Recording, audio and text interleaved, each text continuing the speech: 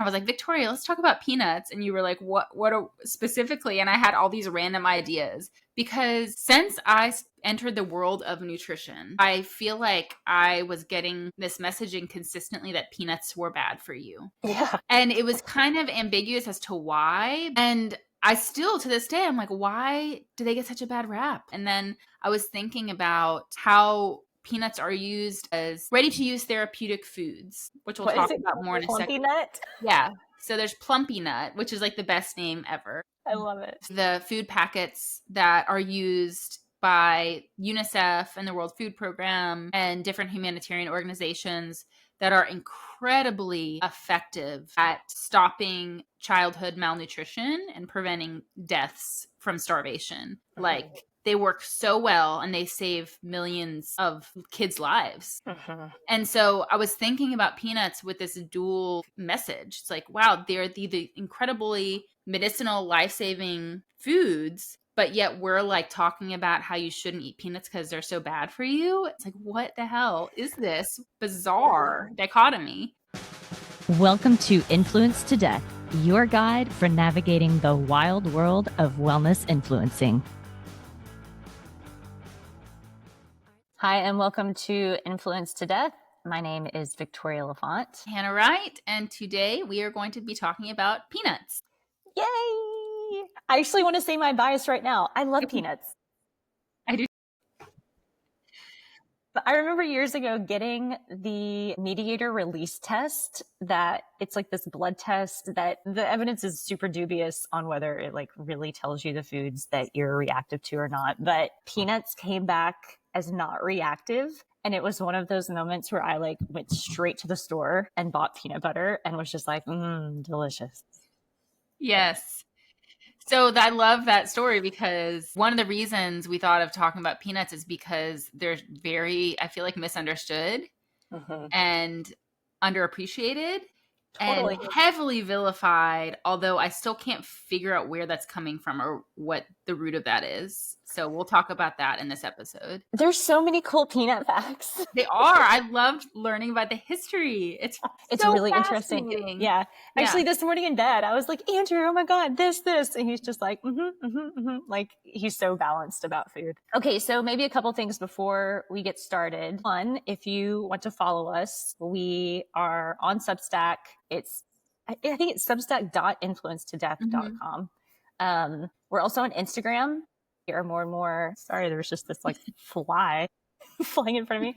We are more active there. It's at Influence to Death. And there are 2 free episodes per month. But if you want to become a subscriber, it's $5 or up per month. And then you get an extra episode every month. And this month, it's going to be me and recurring guest Jameson Simpson talking about our experience with the Primal Diet is the free episode. So that's And if you don't know what the Primal Diet is, I didn't really either, but it's the raw meat, raw everything diet. And some of the influencers who do Primal, there's this guy who calls it farty meat. Oh, God.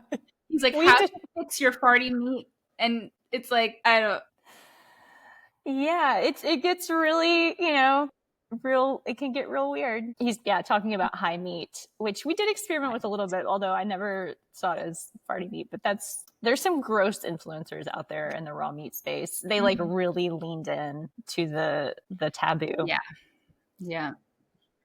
And then 2 other points that we talked about before we started recording. One is this kind of update-ish on the fluoride episode. I think that episode is probably the most contentious episode that we filmed so far. We got some really intense comments on Instagram. We got a couple intense emails. And this is the interesting part, is that people were either commenting on like us talking about how fluoride maybe isn't problematic or that it is problematic, because we did both. Yeah, they wanted us to pick a side, it seems to me. They were like, really like excited about it until we presented the other side. And they were like, wait a minute, no. Yeah, it was fascinating. Basically, I feel like this podcast is turning into like a psychological experiment for everyone who's listening. Yeah, they were arguing for their side. This is pretty, I mean, it is just like a complete aside, but there's this article that I found as I continued to kind of, like look at fluoride in CBS News on their website under the Money Watch section. The title is Dental Company Stocks Jump Amid RFK Jr.'s Health Claims About Fluoride. So the gist of the article, we can link to it in the show notes, is that because RFK is speaking about reducing or eliminating fluoride in water, these different dental companies are in the, I guess, public sentiment, they're anticipating that there's going to be an acceleration of tooth decay and more dental visits. And so their stocks are going up because they think that they're going to be more needed if fluoride is eliminated from the water. Wow. I didn't go down any rabbit holes. Like, I can feel my conspiracy theory brain is like, does RFK have stock in these dental fluoride? Yeah, like, of course. I don't think I think actually I truly believe that RFK is fully sincere about what he believes, regardless, whatever my opinion is about it. I think he's really sincere, but I just thought that was an interesting. It's article. Funny. That is wild. Yeah, that wild. And then the second point I wanted to make is we had a listener tell us the other day, like, she actually like brought up, she was like, I love how you all say, you don't know anything, or, we're not the experts, and we're like friends, right? So she's like joking with me a little bit, but I think it's a really salient point, because my response to her is exactly what I'm going to say now, which is we're not experts, and probably neither are the expert influencers that you're listening to about all of the topics that they're covering. And it's actually a conversation that I have a lot with Dr. Tim Sharp, where, when you are a content creator and you're public, you like have to keep creating content or you go away, right? It's like, that's the thing. It's nonstop. Ask me and Hannah. We're always luckily researching cool things, but like we talk about the podcast a lot. We research about it a lot.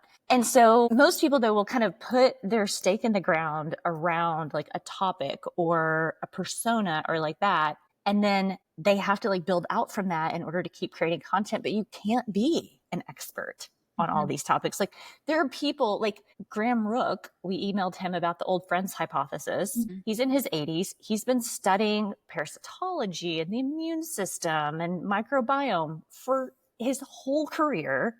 He was out of his field, I want to say like 3 or 4 years when we emailed him. He'd been retired. And he was like, I'm not the person to talk to anymore because I'm not up to date. Like you need to talk to like an expert in the field right now. That's the level of expertise that people get to with their field of study. So yeah, when we say we're not experts, we're not saying we're dummies or that like we're not interpreting the research correctly. I mean, the chances of that could happen, that we're not interpreting correctly. But yeah, we don't have a niche. We're just covering all of these highly influenced topics the best we can. And the point of the podcast is for you as the listener to start to think like, right, Andrew Huberman might be what is he, like an eye specific? Yeah. But like, does he know about nutrition? Probably not. He's probably never studied it, but he talks about it all the time. So you have to kind of start thinking like that a little bit to get the outcomes that you want from being influenced. Yeah, that's such a good point. Thank you for explaining that. Because I think we may have lost, like we in general have lost like the true definition of what an expert is. Because of social media influencers and because of, I mean, even as someone with a general knowledge of, nutrition or something, even someone who didn't go and study and get a graduate level degree in nutrition, if you're at a party talking and dropping like facts, someone's going to be like, wow, you're an expert on this. I mean, people have said that to me about all kinds of random stuff that I'm not an expert on, just stuff I'm interested in. Yeah. And it's like, no, I'm not. Like, we need to understand the levels of like expertise, and appreciate them. But you mentioned this, I think it may be an unpublished, I think it was a fluoride episode talking about influencers and just like how someone like Tim Sharp or even Dr. Mike T. Nelson, like how they could be these massive influencers because their knowledge is so vast, but that's not their goal. Like that's a whole different personality that it takes to like build that public personality and maintaining it is extremely time consuming, and it does involve, I feel like, a certain type of personality that can receive energy from what they're putting out to their virtual audience, as opposed to it draining you and just making your soul die. You know, somehow it's like helping them feel. This is our last episode, by the way. I'm just kidding. But I don't know. I just think reframing what an expert is and how we should, be wary of where we're getting information is, that's what we're doing. So we're trying to kind of change the system from the inside out. It's funny because like I'm super gregarious. I love public speaking. I feel like you have the same, like you're very good, like on camera and like that. But it's like, I'm not going to get up and like curl my eyelashes and put on makeup and do all these things. And it's like, I really think there's something there. There is some, to like get in front of people and like get a huge following. Yeah. What you're saying is 100% right. People need to start to reevaluate. And I was going to say, thanks to Natalie Krapansky. She's the one who said that. And she's a subscriber. Thanks, Natalie. Okay. You know what we are experts on now is peanuts. I kind of do feel that way. Okay. Should we just start with the history? Let's start with the top. Okay. So there are 4 primary forms of peanuts grown in the United States. I actually looked around to see if I could find like small farms that were growing like heirloom varieties of peanuts. I didn't even know there were 4 types. So that's interesting. There are runner peanuts. That's 80% of the peanuts grown in the United States. And that's what's used to make peanut butter. There are Virginia peanuts, which are gourmet peanuts. And actually we have bought those peanuts before at this bougie little bodega in Boston. That was a lot of bees, but that's where we get them. And they are delicious peanuts. So then there are Spanish peanuts. I think people are familiar with those with like the skins. I think Planters sells like on skin Spanish peanuts, red skins. And then Valencia, which is also used for peanut butter. And I think like specifically all natural peanut butter. So kind of interesting. 4 different types of peanuts. Although I did find this study looking at different peanut varieties in Brazil. They were actually looking at the nutrients and quote unquote anti-nutrients in peanuts. And they stated that there are 30 different cultivars registered in Brazil. So many different kinds. Yeah, it's neat. There's so many different varieties. Like I remember when I moved to Hawaii, they were like, this type of banana, apple banana, and ice cream banana, like red bananas. And we just eat whatever. Is it Cavendish bananas? I think that's right. Yeah. Yeah. Because they're just clones and, there's millions, but with all these different plants, there's so many different types. So same with peanuts. And then this is a really neat thing. So JSTOR, we see articles from JSTOR all the time. It's primary research. I've just never looked like, what does JSTOR stand for? Journal storage. It's a digital library. Okay. I didn't realize that. Okay. Because when you like Google for different research studies, sometimes it pops up as like, it's like where the study lives is on JSTOR. They have this little feature called Plant of the Month, which is adorable. So in May of 2022, that was the Plant of the Month. Again, these articles are just kind of neat. We'll link to them in the show notes, but it talks about kind of the like history of the peanut, how it got to the United States. It was patented in 1884 and it says and 1895. So 2 separate dates, but late in the 80s, peanut butter was patented. And then it talks about how peanuts got really popular during COVID. And because it's a really affordable, high nutrient food source, people started to go buy more peanut butter during COVID. It's just kind of an interesting aside that they had in this article. And we're going to talk about peanut butter and jelly sandwiches. Did you see that article I posted about that they add minutes to your life? It's just really neat. It is. It just kind of like makes you realize that they have health benefits. Yeah, the way that they measured that in the article is super cool.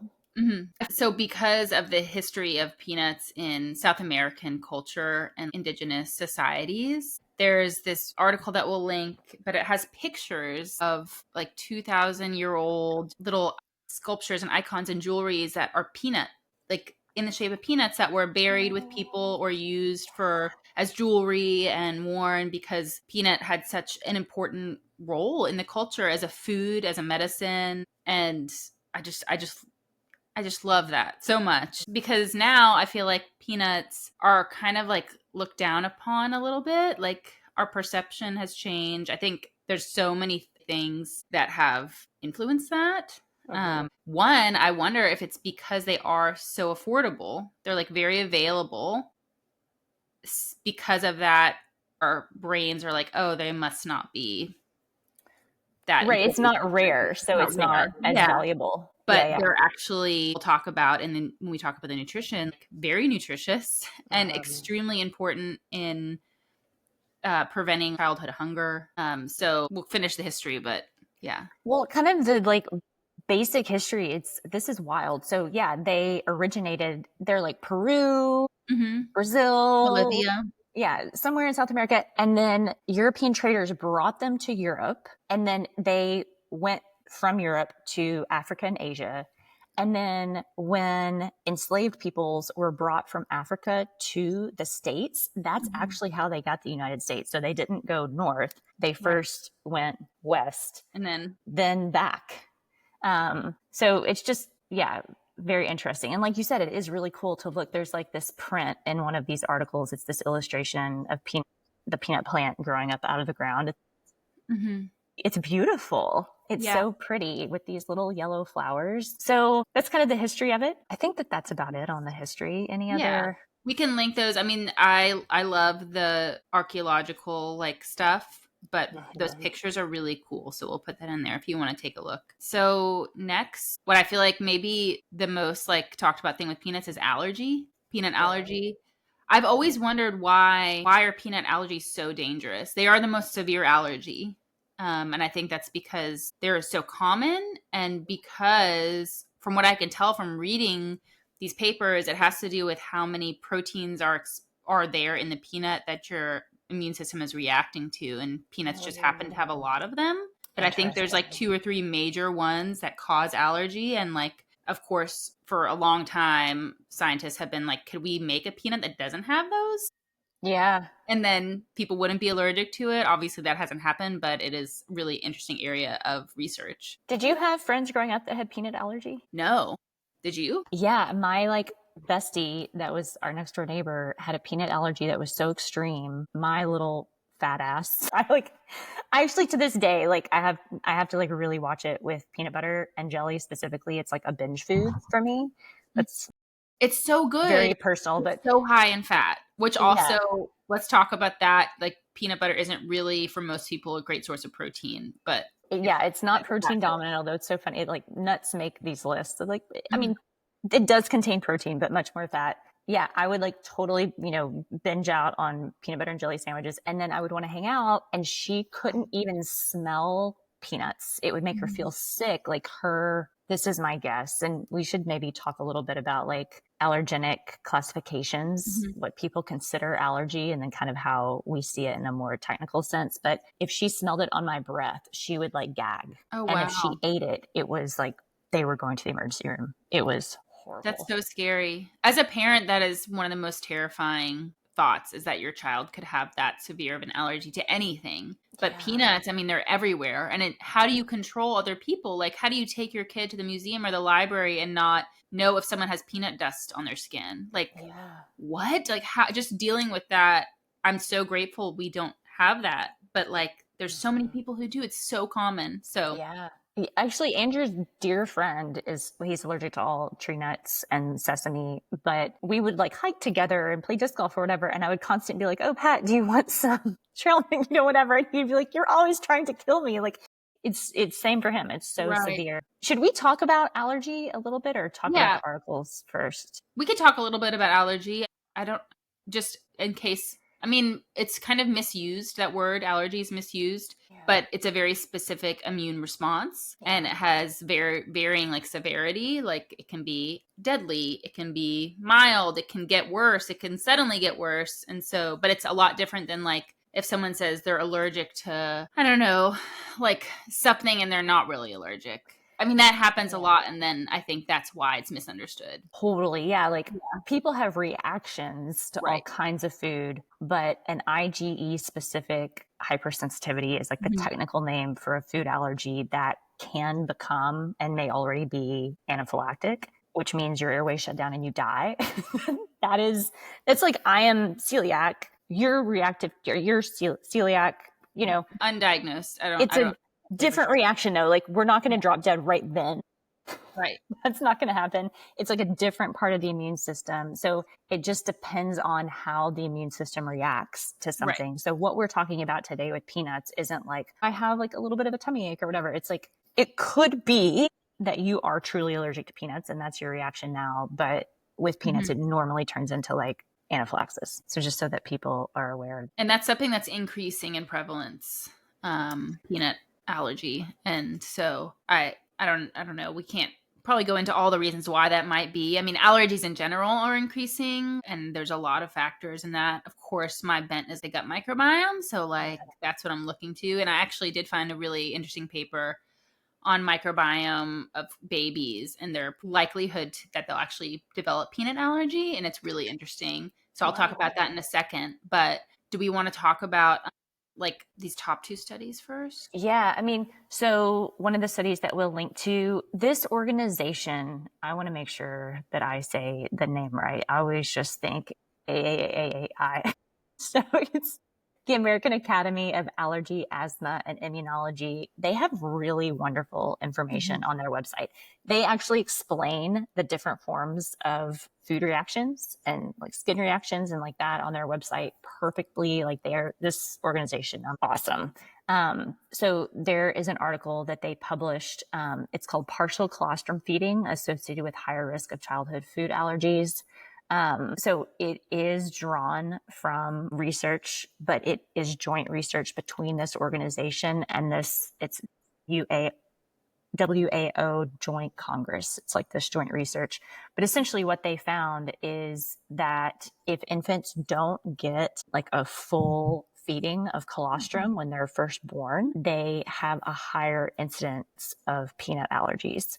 A study like this I think it's important to talk about it in a specific way. It's like some people can't feed full colostrum feeding. And so I guess when we're talking about this, it's not like you should be feeding full colostrum. It's like, hey, sometimes you can't, there's no judgment, but it's just something maybe to be more aware of if your baby was formula fed or if you weren't able to get the full time period of colostrum feeding. Just be aware that they will likely be at a little bit higher risk.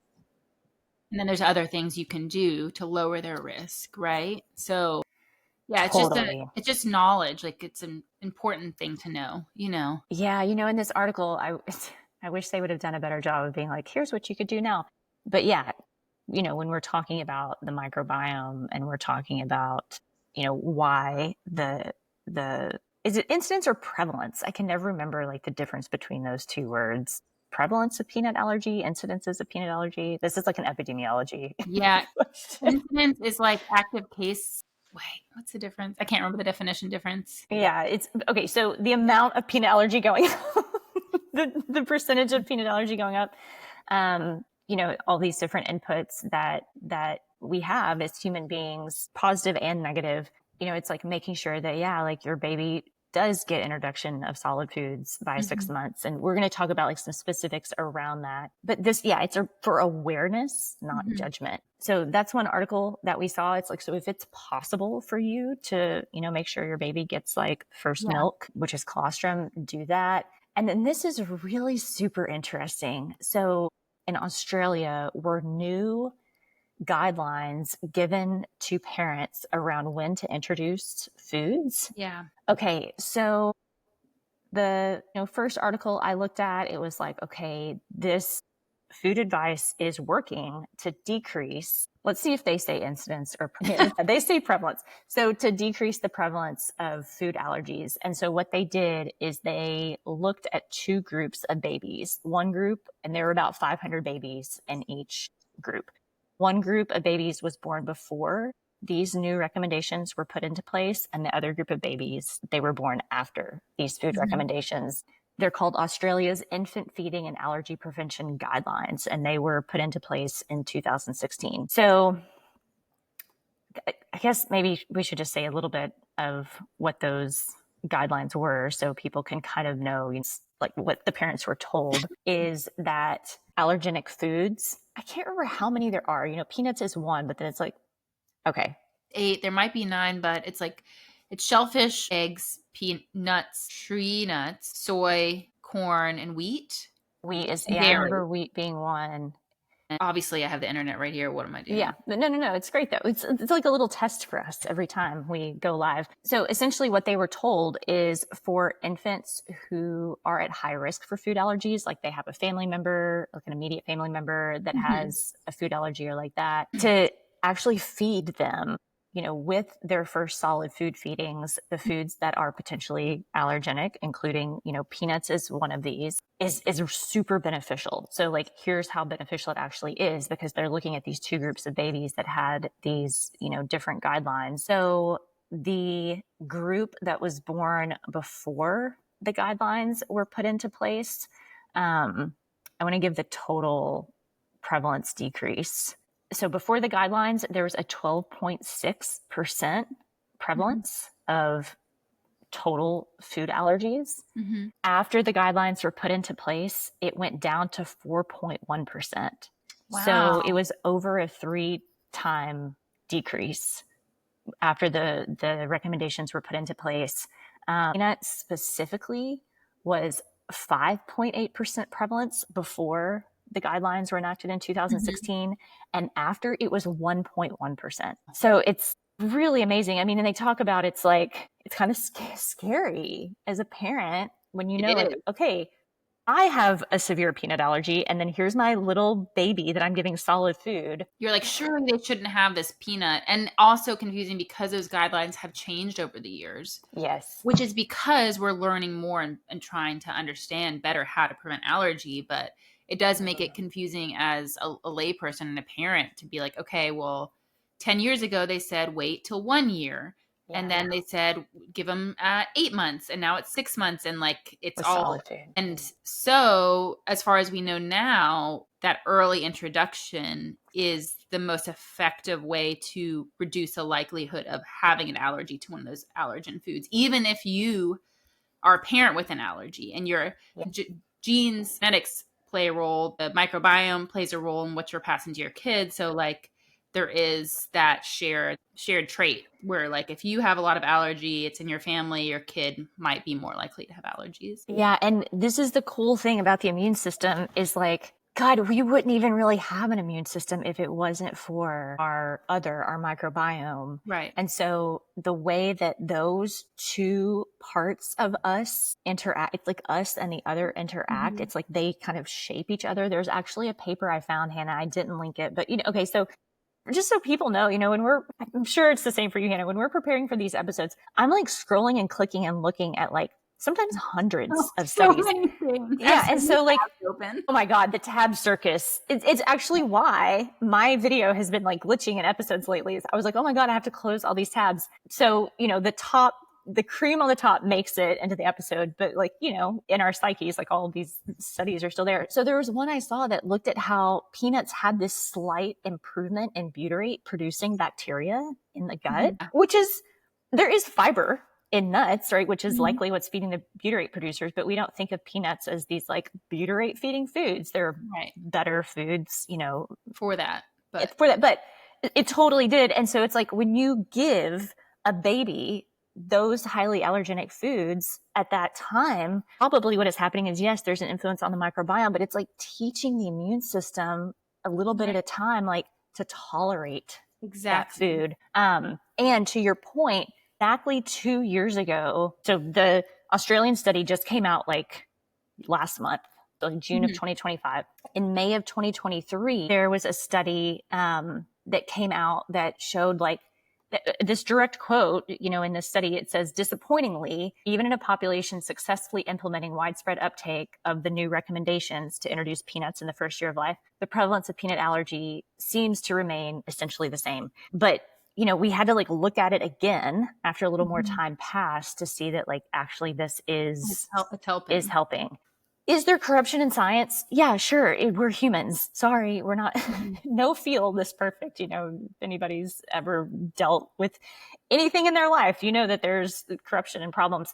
But by and large, it's like we're updating. We're really trying to update as we go. And this is a perfect example of it. So I'll put both of those papers in the show notes. Yeah, feed your baby peanut Yeah. butter and But then soy. another thing, I learned this in the last like couple years, and it was mind boggling because I feel like this should be talked about, like at your OBGYN appointment. They should have like flyers on the wall. And maybe it's because they're not absolutely certain yet, but the hypothesis about skin barrier disruption and how that could be increasing peanut allergy, not because the babies or kids are eating peanuts, but because they have like eczema or a rash and they use a baby lotion that has peanut oil in it.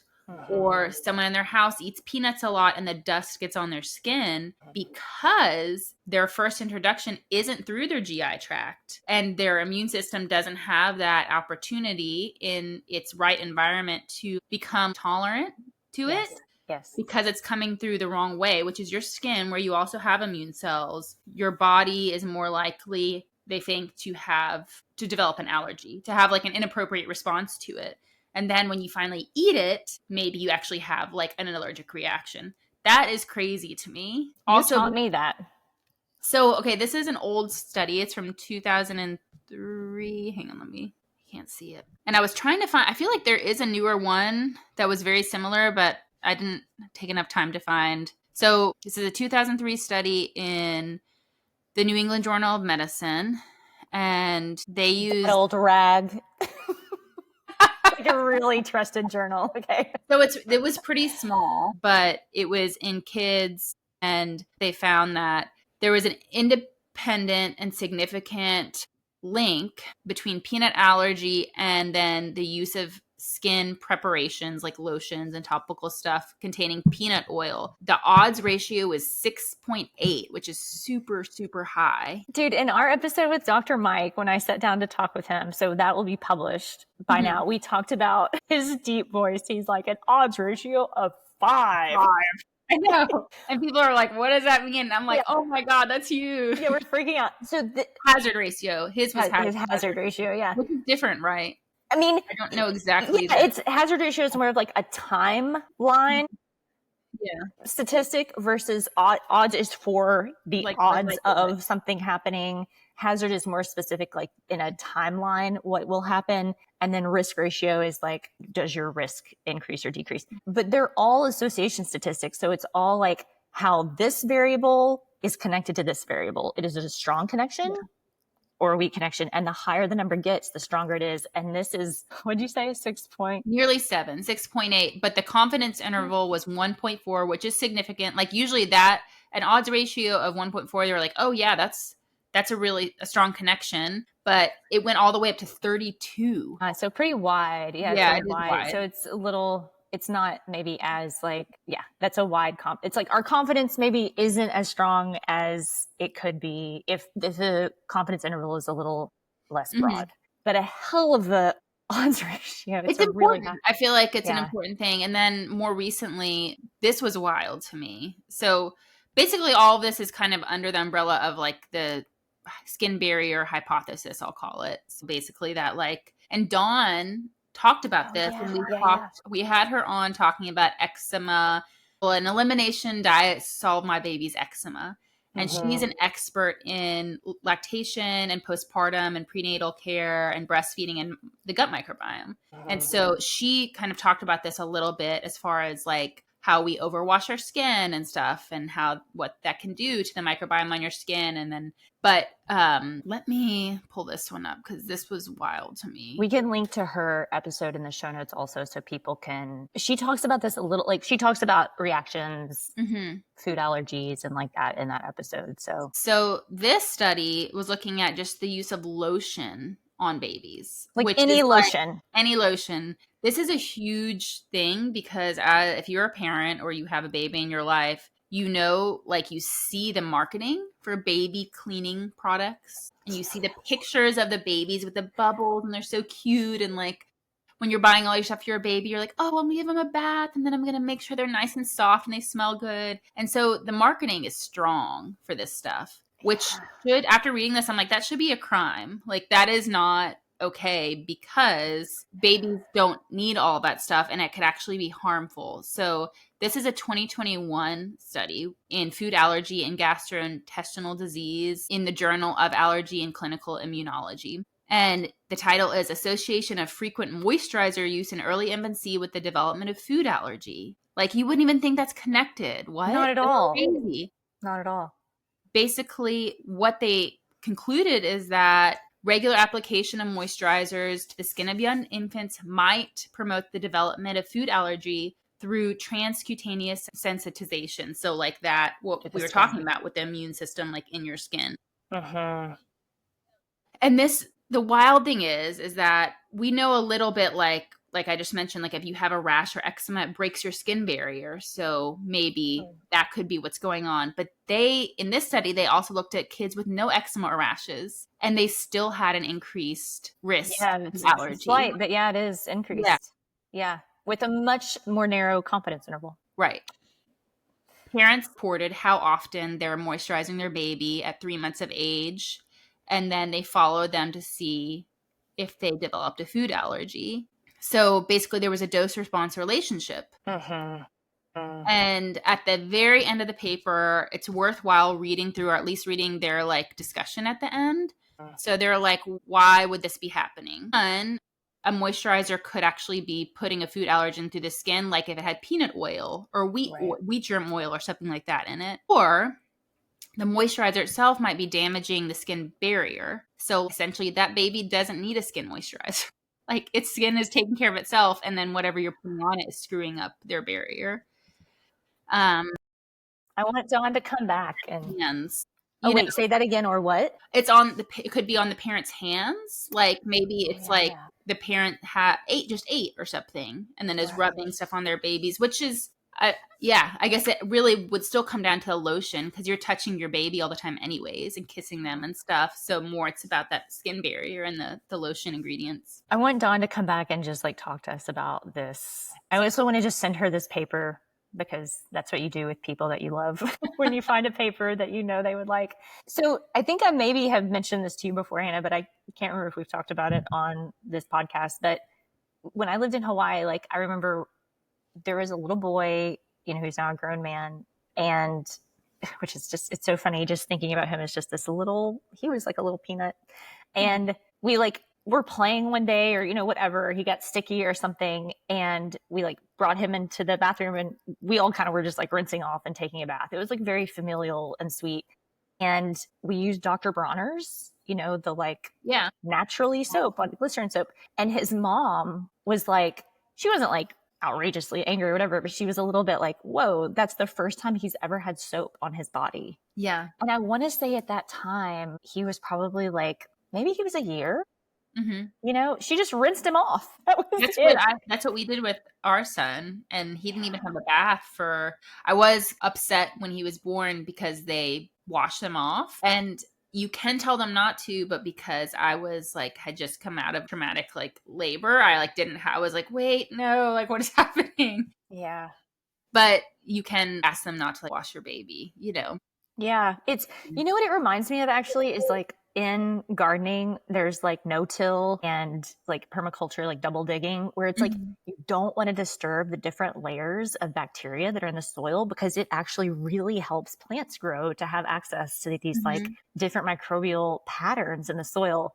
And it feels kind of the same. It's we have this, we can't see it. So it's almost what is actually happening? We just kind of have to trust in this thing, but we have these layers and this organization in our skin and everywhere on all our barriers in our body. The skin's the biggest one, and it can be really disturbed. And then this study, that's incredible. Any lotion. Yeah, it's wild. It really is. So definitely please read that if you're interested in this, or if you're a parent, if you're going to be a parent. It's really useful, I feel to know. Now, there's 2 other studies we wanted to cover in this section talking about allergy. I feel the really cool one is that they're having progress, the one that you found in kids being able to tolerate peanuts who are severely allergic by slowly, very small amounts, and obviously under the guidance of a trained professional in that specifically, and monitored in a healthcare facility when you're eating the peanuts. But what is it? These kids who were severely allergic can now tolerate up to 2 tablespoons of peanut butter. Is that right? Yeah, it's like the starting kind of criteria is if they can tolerate a half a peanut. Mm-hmm. So some kids right off the bat, they're not gonna make it to that. But like if there is some amount of tolerance, then yeah, this study shows, and we're gonna link all of this in the show notes. I can imagine this episode people might really want to see, these articles and be interested in it. It's a National Institutes of Health trial from this year. It was published early this year. So yeah, if they can tolerate half a peanut, then they're starting to see that they can start to gradually increase tolerance of more and more peanuts. Again, like you said, supervised, and just, like clarification, we are not giving you medical advice. We are most definitely not telling you to give your peanut allergy kid peanut butter. But if you do have a kid that you're like, ooh, there's like a little bit of like give there, this would be an article to check out. Yeah. And then the last thing I wanted to touch on in this section, which I'm going to keep really short because I could go on and on about it, because it's about the microbiome in all of this. And this study I thought was just really interesting, the way that they designed it. So it's also in the Journal of Allergy and Clinical Immunology. It was a longitudinal study. So they had kids who they are like at high risk of having peanut allergy, which means that they already have a documented like milk or egg intolerance or allergy. And then they have atopic dermatitis, which is eczema. And then they checked out their microbiome in this group and then watched them over time. And so what they found is that the kids who would end up having a peanut allergy, they had some key differences in their microbiome in infancy. And maybe that's like kind of like a vital window, because by the time they were 8 or 9 years old, when they developed that was the average age for them to develop peanut allergy. So it actually was a little bit later. Yeah. Their microbiome was similar to the kids who didn't have peanut allergy. So it was like this window in time and over time. So basically they were saying that there was less diversity in infancy during this specific window, and it was slower to increase in diversity. They had less bifidobacterium, less Clostridium, and then that resulted in less butyrate. So just like an observation, it's like, we don't know. That doesn't mean like we don't know that that's causing the peanut allergy, but it is interesting to see that in this group, they were all at high risk of having peanut allergy. And then the ones that actually did become allergic to peanuts had differences in their microbiome that were like noticeable. Yeah, that kind of time when the immune system is getting trained by what we eat and how the gut bugs in our body are responding. Right. I can imagine as a parent that you're like, oh my God, there's so many things. I have to think about this, like all these, factors. I think it's worthwhile saying, like, if you have no history in your family of allergies, don't worry about this. But like, this is good information for like, again, like if you or your partner have, some type of allergy history, like immediate family, maybe this information can help. But yeah, I just am like, oh man, I hope parents aren't feeling overwhelmed right now. Okay. Oh, they're always feeling overwhelmed. Don't worry. It's like permanent overwhelm, permanent guilt. Like you just can't escape it. Yeah, it's fine. It'll be fine. Dude, Hannah, like the first time I met Hannah's son, I want to say it was like 110 degrees or something in Tennessee when it was really hot. And you all came into this restaurant and he was in full regalia Spider-Man. And I was like, that's a good mom right there. He had like a full face. Like everything. And he was probably just sweating in there, but it was like the happiest kid. Oh, yeah. And I was like, how are you doing in there? And he was like, great. He wouldn't take that off for like 2 years. And it was so gross. I would wash it. It would be hard to wash it because he would wear it so often. So I would try to wash him when he was sleeping. He only slept in it a couple times. I was like, Max, buddy, okay. And it would be just black water. I'd be like wringing it out, and it's just like disgusting because he would wear it in the summer on the playground. He'd be sweating. Yeah. Of course, I'm monitoring him for like overheating. Of course I am. But it's just like the cutest, sweetest thing. It was the best. He was just running down the sidewalks, so Spider-Maning everything. Anyway. He believed he was Spider-Man. He really did. Should not feel guilty because you're killing it.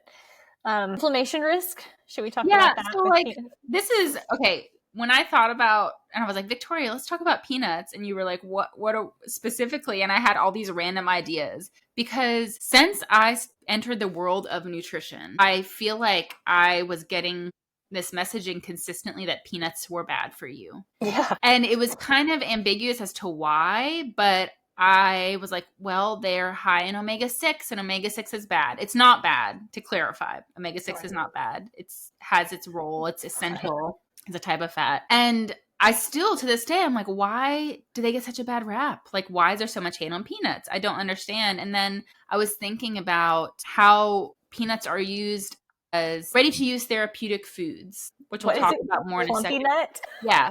So there's Plumpy Nut, which is like the best name ever. I love it. So the food packets that are used by UNICEF and the World Food Program and different humanitarian organizations that are incredibly effective at stopping childhood malnutrition and preventing deaths from starvation. Like, they work so well and they save millions of kids' lives.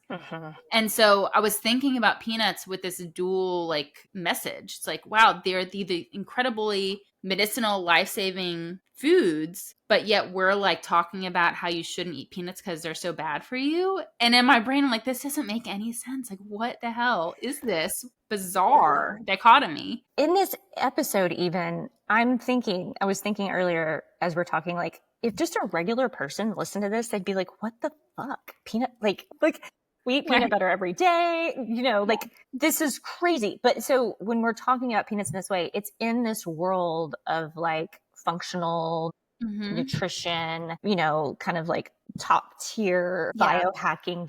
You don't know unless you know. And then you shouldn't eat peanuts. You could only eat almonds. Like, yeah. And it's so funny, right? Because then it's like almond flour, everything, like totally overeating this one specific nut, which we're going to talk about, later in the episode. But yeah, peanuts and oatmeal, right? So it's like so hilarious because it's like how many people get up every morning and they make oatmeal and they put a scoop of peanut butter on top. It's like they're like peasant foods or something, it's like that's the vibe. So where is this coming from? I still don't know. I was trying to figure it out. And then because I was having such a hard time once I actually started digging, I was like, did I imagine that people say peanuts are bad? Was that even? But it is, right? Like, it's definitely. Yeah, there's a vibe. Yeah. So I don't know, but I did find this blog when I think I actually Googled, why are peanuts bad for you? Because I'm trying to figure out what would come up. Paul Saladino just pops up on your browser. I'm sure he has a lot to say. I'm sure he does. And it was one of the first results, and it's about the paleo diet. I think the blog is thepaleodiet.com. And so it talks about peanuts. And this article made me crazy because it is very high. I would say hyperbolic, but not even. It's just like, okay, the first thing that this guy says, or might not be a man. Is it a man? Sorry. Yeah. The person's name is Mark. Wait, is it Mark Cizon? No. What's his name? Oh, Mark Bubbs. Okay. Yeah, so he does have, looks like a naturopathic doctor, some kind of nutrition, maybe training. So something he said at the very top, I was like, what is this? Before the agricultural revolution 10,000 years ago, raw beans and legumes, which includes peanuts, by the way. I don't know if we mentioned that peanuts are technically a legume, not a nut. Yeah. Which also is probably why they're so hated, because people hate on legumes a lot. They were seldom consumed because they were extremely difficult to digest. Back then, raw legumes are so difficult to digest that they would actually pass directly through the human digestive tract. So I saw your note about this. Wrote, what is this nonsense? Maybe this is what's happening. And I think there is some truth to this, where I've learned, like in the plant world, like before you process a plant at all with heat or soaking or whatever, they're like made to like go through animals and then get like transported. It's like how they disseminate. Is that the right word?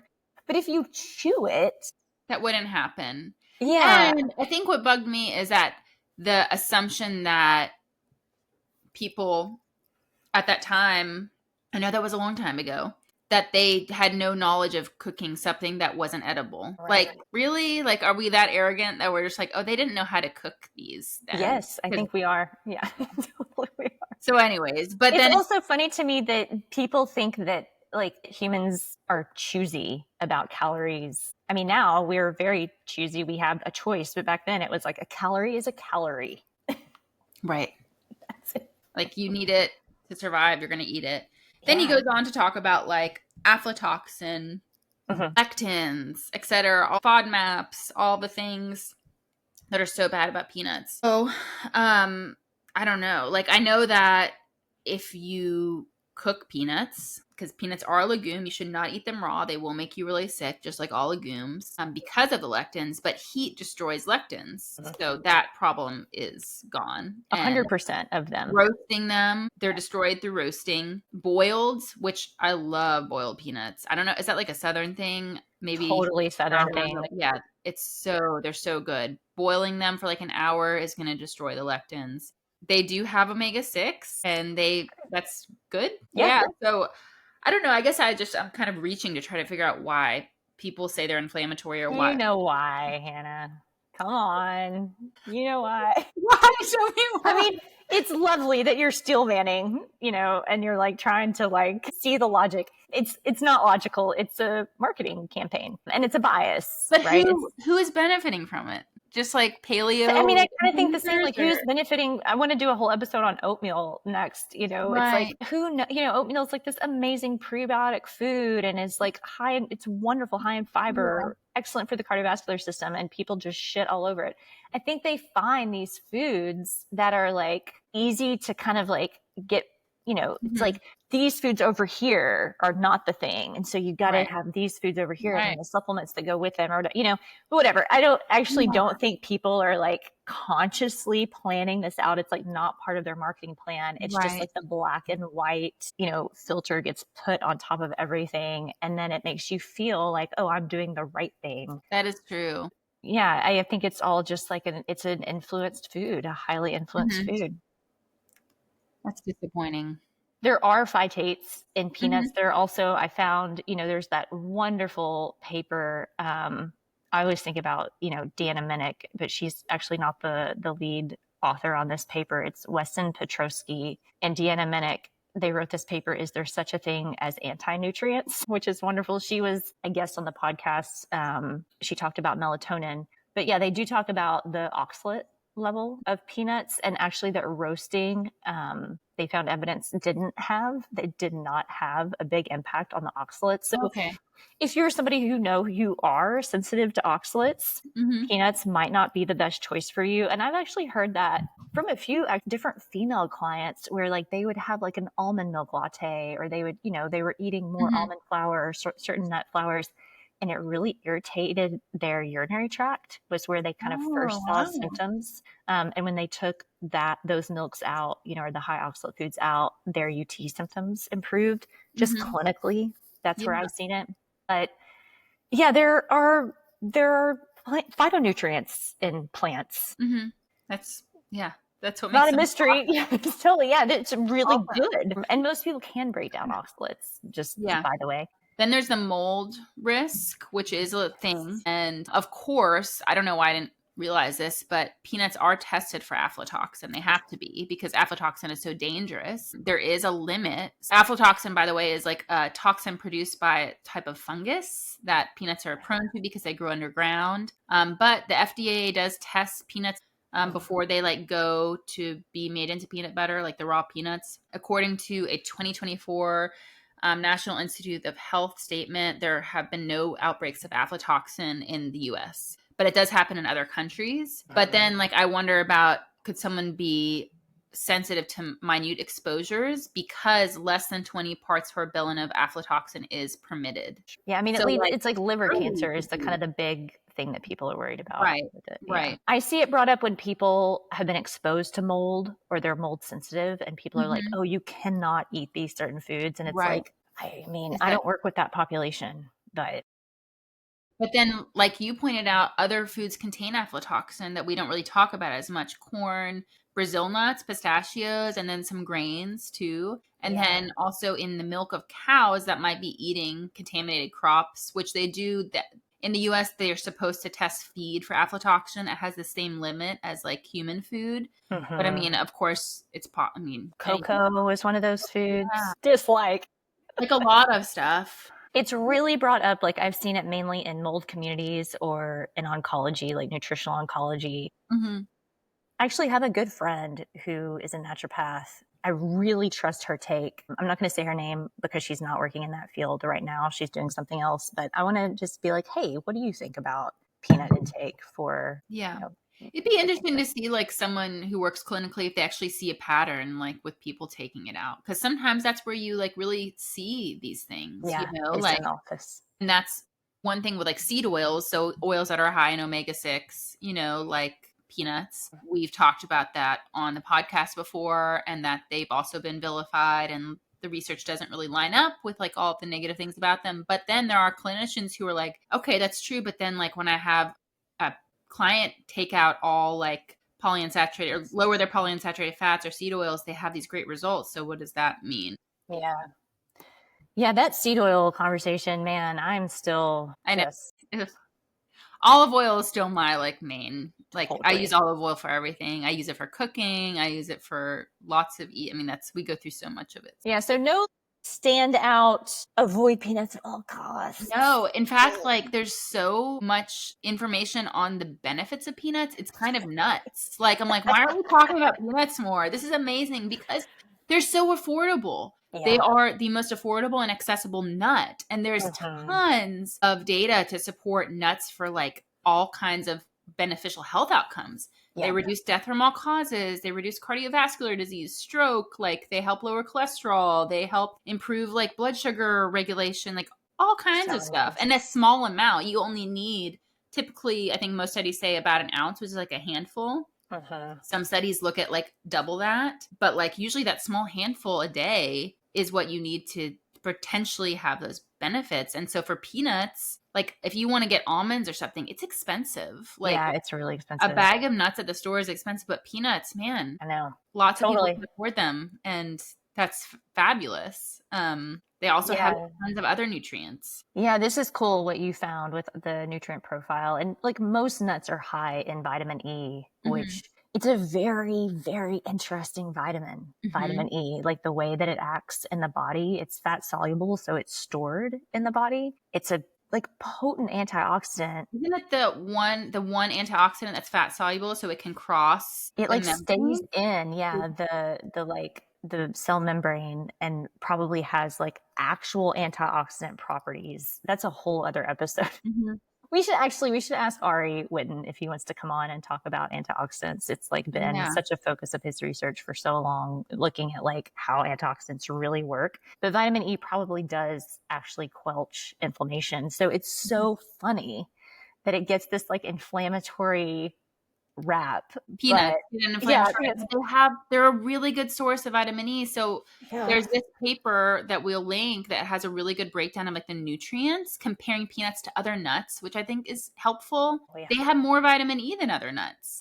Cool. Okay. And then here's the crazy kicker. Dude, I remember for years, we get sold as nutritionists these different supplement companies, talk to us, and Apex Energetics is one of the more popular companies that's still out there. And they have this resveratrol. It's like one of the main products that they would push. It was, this like syrupy, delicious, supplement, but peanuts are super high in resveratrol. What? I didn't know that. It I wasn't going to actually add it because compared to, let's say, like grapes, right, they're not as high, but I think they're second in command. That's incredible. Yeah, it's like in all these different papers, it's like grapes, peanuts. But in my mind, I'm like, you're talking about a peanut butter and jelly sandwich right now. Right, grapes and peanuts.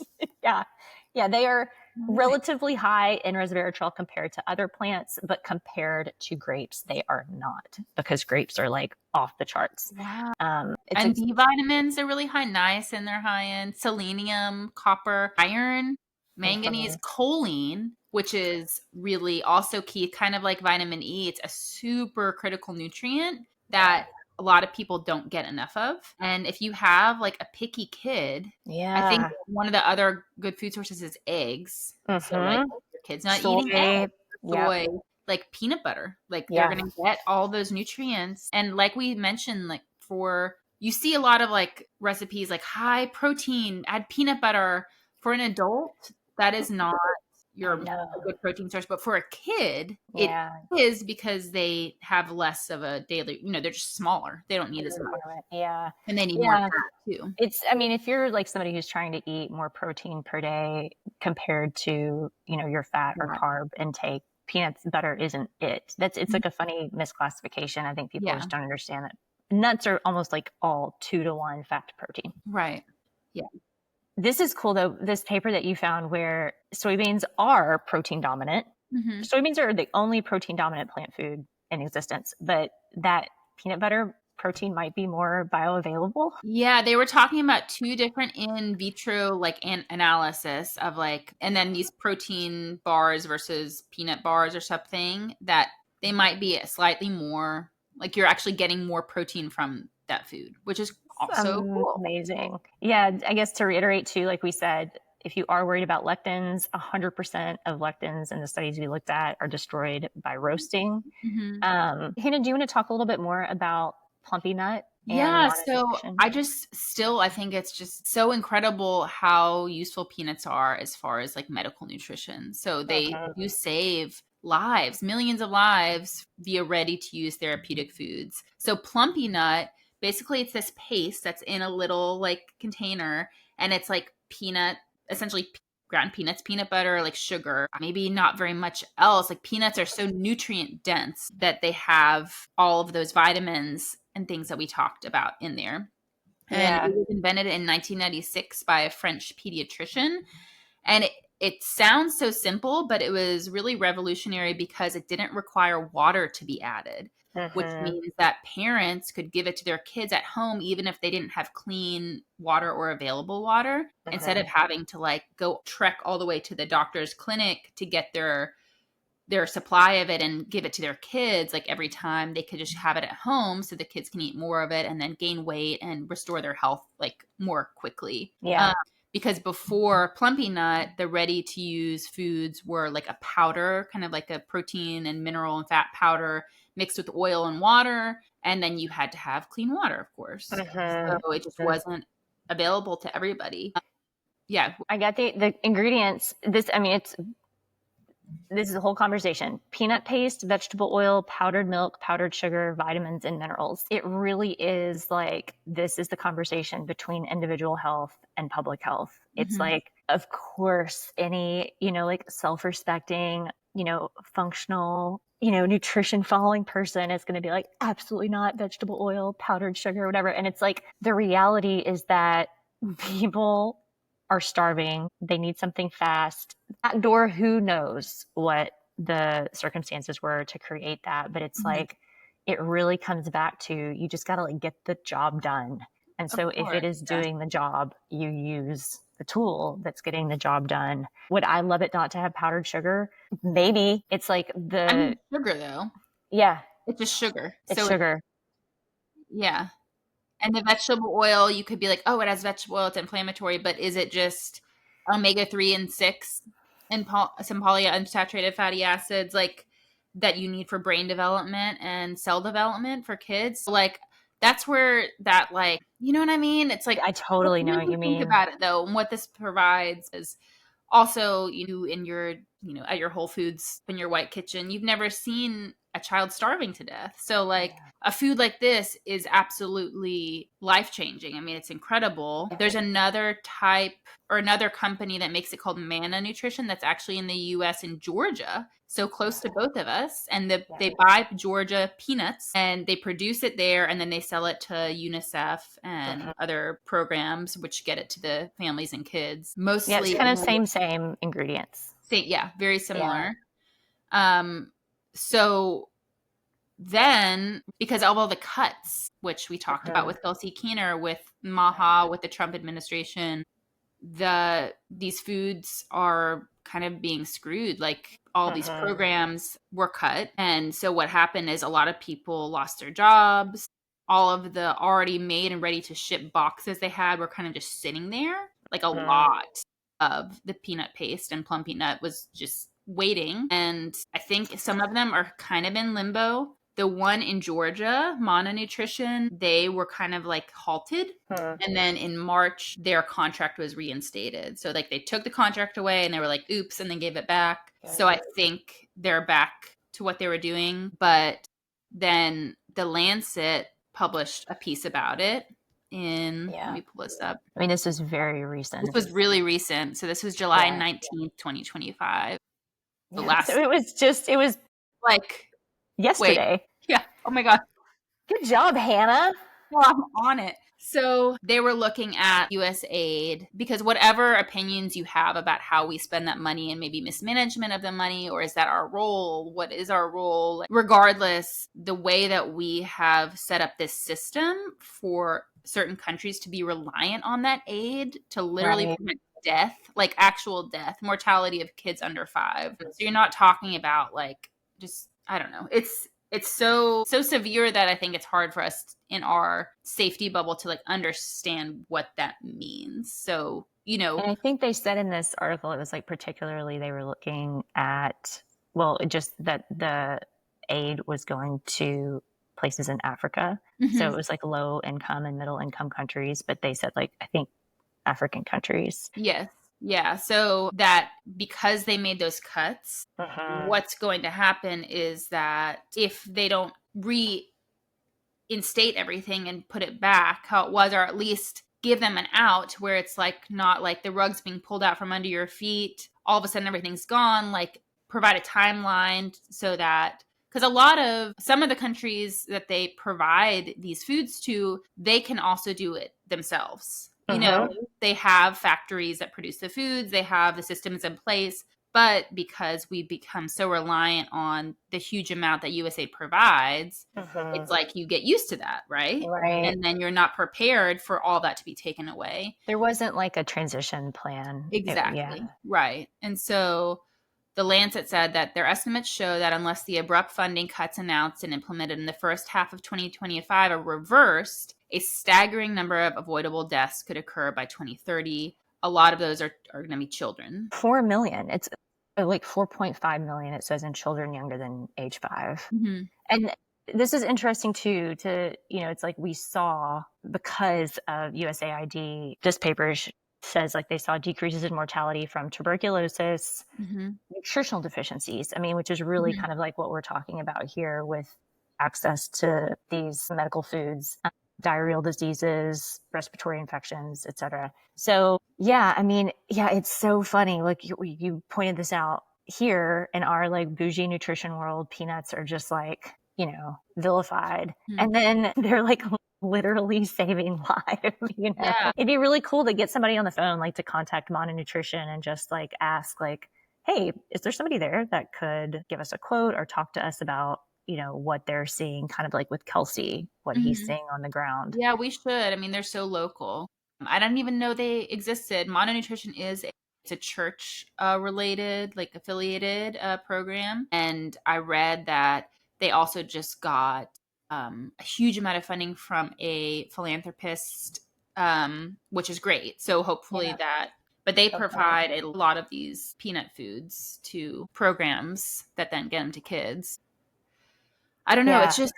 It's just wild to me. Like the realities that we are all living in are so different, So different. Like just to like step back and be like, wait a minute, we have access to this like incredible food here. It's so accessible for people. It can really like make an impact on child nutrition here in the US because most kids love peanut butter unless you're allergic to it, and I don't know, and the reality is that like the large majority of people are eating, peanut butter, but like in our little world, it's okay. Right.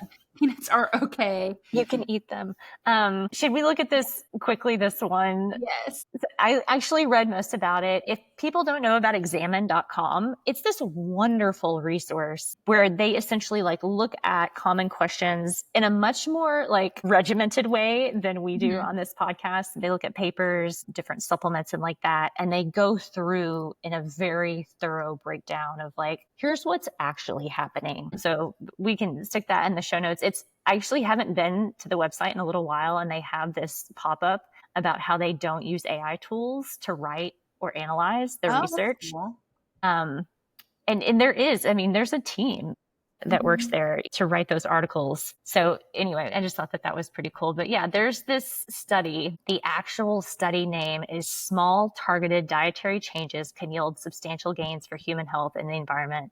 It was published in 2021. And so what the researchers did is they went through all of these different like meals mainly. Like they're not looking at just like specific nutrients or foods. They looked at like eating a hot dog, and we'll talk about like that's on one side of the scale, versus a peanut butter and jelly sandwich was on the other side of the scale. So they did it via dietary recall from the participants that were in the study. Here, let's see how many people. They talk about how many foods they looked at. It was like nearly 6,000 foods.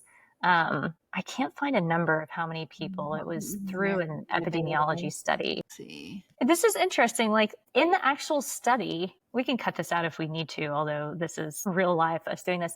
In the actual study, they talk about 5,853 foods. But then the Examine article, it's funny, they talk about maybe they only assigned a health nutritional index score to 167 of those foods, even though they examined all of these different foods. So they assigned this score, this Henny score, which quantified the minutes of healthy life gained or lost from all-cause premature mortality and morbidity per serving of a certain food. So the results are it's kind of funny a little bit, and it's also understandable. A beef hot dog and a bun was associated with the greatest loss of life per serving, 36 minutes. A peanut butter and jelly sandwich, my friends, one of my favorite foods of all time, was associated with the greatest extension of life, which was plus 33 minutes. So it kind of was like the groups of foods were like you might imagine, like burgers and red meat and like that were kind of negative, decreased lifespan, whereas like the like fruit, legumes like that were for increased lifespan. So, you know, in the Examine article, I thought they did a really great job where they were like,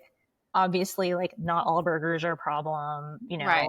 It's like not literally going to take 36 minutes off your life if you eat a hot dog, because then you're like, oh my God, I've had so many hot dogs. Like it's just kind of an illustration that kind of like shows you how certain foods may be more beneficial or less beneficial. And really it's all about that balance. But who would think a peanut butter and jelly sandwich would be, you're like, oh, that's not a health food. But because of all of those crazy messages we receive from like media and influencers, like our perception of what is healthy has like become so clouded. So where like peanuts are good for you, someone would be like, what do you know? Like, no, they're not. Like I've heard that they're not good for you. But like, let's actually look at what we have in front of us. And there's all of these benefits. It's incredible. Like I didn't find a single study that said like eating peanuts would increase your risk of death or disease for problems. You know? Yeah. The only like caveat is get in enough omega-3. Right. Fish, we do it with sardines mainly. And vitamin E. Yeah. That's the other really important part when you're talking about like if someone's like, oh, well, the fatty acid profile is like skewed. Really, omega-3, like you said, that balance, but then vitamin E, because it is an antioxidant, that is a fat soluble antioxidant. So it's really unique for protecting you against any potentially oxidized polyunsaturated fats. So like that's usually the concern around PUFAs is like the oxidation risk when actually they are like fairly stable, especially because they contain vitamin E naturally to protect them. And then that protects you in turn. So, you know, and I think even with like some fish oils, I think there's studies showing that like it's like not as oxidized when it's taken with vitamin E. And I've seen that in some capsules, like a good supplement company will include vitamin E in their omega-3. Hannah, it's such a brilliant idea for an episode. I totally, when you first texted me, I was like, I have perimenopause brain. I just couldn't. Well, because I was like, okay, I want to talk about peanuts and like why they're bad for you, why they're not bad for you. And then the like USAID cuts in Plumpy Nut. And you were like, what? What does all that mean? Also, like as a copywriter, I cannot say enough about the name Plumpy Nut, like 10 out of 10. Yeah, it's good. I mean, it's really just, I hope so much that like, I know that the one in Georgia, Manna Nutrition, got their contract reinstated. I hope that the other ones do too. I mean, there's more producers than just them. And I'm like, I don't know. I want to have someone to ask about that that's more of an expert, but I think it's just because it keeps changing. It's happening so fast. Like they did all these cuts, and then some of the cuts they were like, oh, oops, wait, we're gonna fix that, but then some not. And so it is hard to find. I was having a hard time finding like an updated, like what is the most up to date, like what do we know? Like, Yeah. it's kind of difficult to figure out what It's is. very difficult to But figure it's out. Yeah. a big deal because it's going to affect, and not just abroad, like in other countries, like here in the US, like those cuts are affecting like tuberculosis you mentioned. Like in the United States, people have tuberculosis, and because of cuts to like, don't quote me, I might be off, but like to NIH programs, that's affecting treatment or Medicaid and Medicare. Like that's going to affect people's treatment who have tuberculosis here. Like in all kinds of people still have issues tuberculosis here. and they will die from it because of those cuts. So I mean, those Medicaid cuts are actually, Andy Bashir addressed that immediately when it happened, because Kentucky and probably because Tennessee, it's like people don't realize that there are places in the United States where people are living in what we consider like third world conditions. Yeah. It's like you can just drive to Eastern Kentucky and you see exactly what's happening. But like when you're like in your condo in LA, you don't like, think that's about not happening that shit. here. Like it's fine. No, it is. Dude, when I was growing up, we had dear friends in Eastern Kentucky that still did not have indoor plumbing. Yeah. Yeah. I mean, I have experienced that, and we just don't realize we are so, I don't know. It's very frustrating. I get very aggravated talking about it because it's just hard to like make people see that unless they really see it with their own eyes. There's really no way to understand it. Like, and then I think there's the problem where you don't want to understand it because then you have to think about it and feel bad about it and some level of guilt. And that's a really hard thing to reconcile because you do want to like enjoy your life. And you're like, oh, life is great, but this is happening. And like, am I contributing to that? Yeah, you probably are.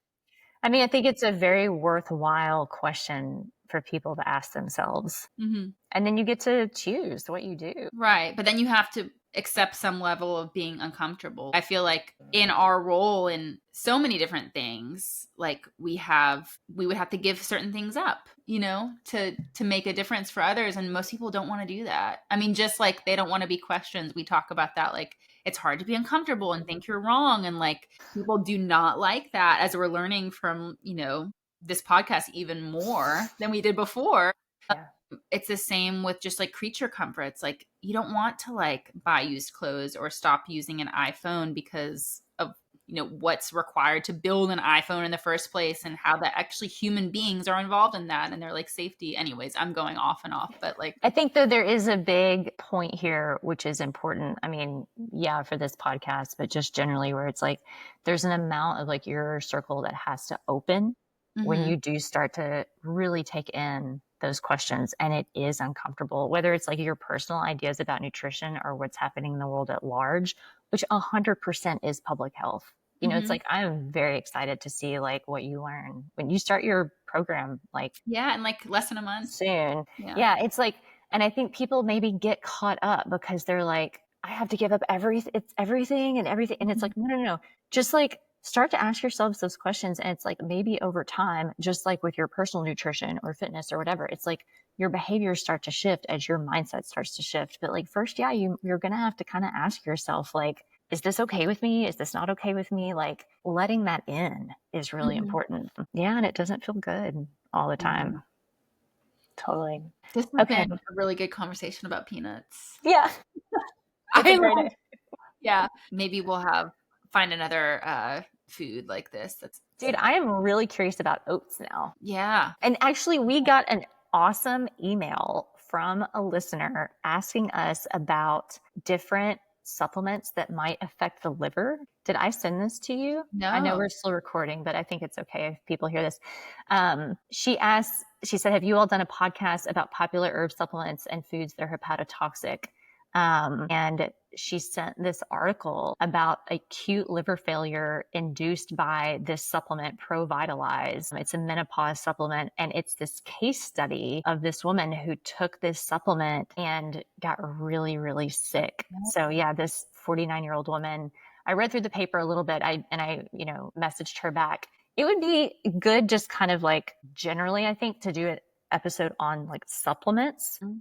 and include, like kind of like they're not always good for you. It's like hard for people to let in that there are hundreds and hundreds and maybe even thousands of different products out there that the end goal is to get the cost of production low enough and the sell point, the price per unit high enough so that the margin just makes people tons of money, and it doesn't have anything to do with health. It is a business. So yeah, maybe we should do that coming up.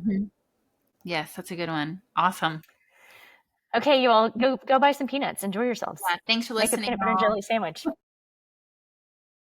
Bye.